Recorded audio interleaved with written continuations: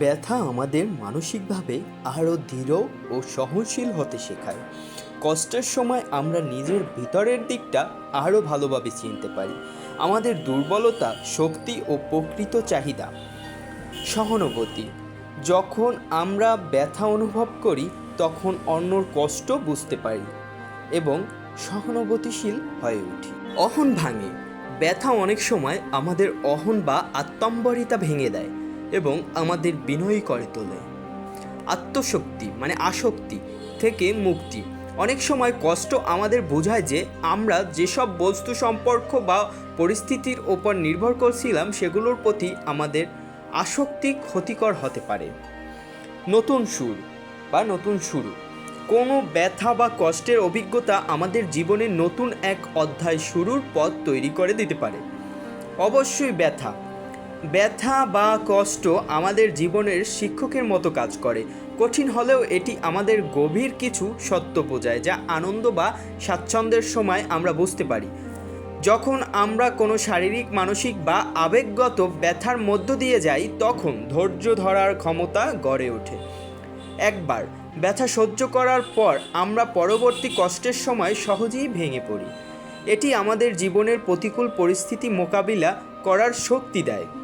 ব্যথার মুহূর্তে আমরা নিজের সাথে একান্তে থাকতে বাধ্য হই। তখন আমরা বুঝতে পারি কি আমাদের আসল প্রয়োজন, কি আমাদের সবচেয়ে বেশি কষ্ট দেয়, সম্পর্ক চাওয়া বা না পাওয়া অথবা নিজের ভুল সিদ্ধান্ত। এগুলো জানতে পারলে নিজেকে বদলানো, উন্নত করার সুযোগ তৈরি হয়।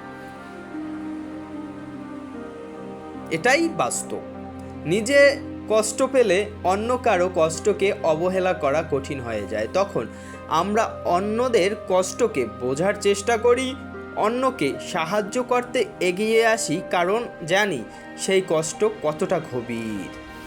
কখনো কখনো সাফল্য, অর্থ বা সম্পর্কের কারণে আমরা অহংকারী হয়ে উঠি, কিন্তু একটি বড় কষ্ট আমাদের স্মরণ করিয়ে দেয় আমরা দুর্বল, সীমাবদ্ধ এবং অস্থায়ী।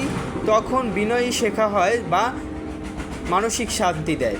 ব্যথা আমাদের শেখায় অনেক কিছু যা আমরা আঁকড়ে ধরি, সেগুলো অস্থায়ী, যেমন ভালোবাসার মানুষ, সম্পদ, সামাজিক মর্যাদা। এগুলো হারালে বা দূরে গেলে যে কষ্ট হয় তা থেকে বুঝি নির্ভরতা বা আসক্তি সীমিত হওয়ার উচিত। কষ্ট অনেক সময় আমাদের থামিয়ে দেয়, যেমন বলছে এই পথ ঠিক নয়। তখন আমরা দিক বদলাই, নিজের জীবনকে নতুনভাবে গড়ি।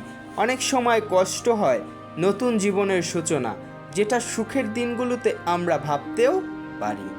কেউ যদি প্রিয়জনকে হারায়, সে বুঝে জীবনে কতটা অনিশ্চিত। তখন সে সময়ের মূল্য বোঝে এবং সম্পর্ককে গুরুত্ব দেয়।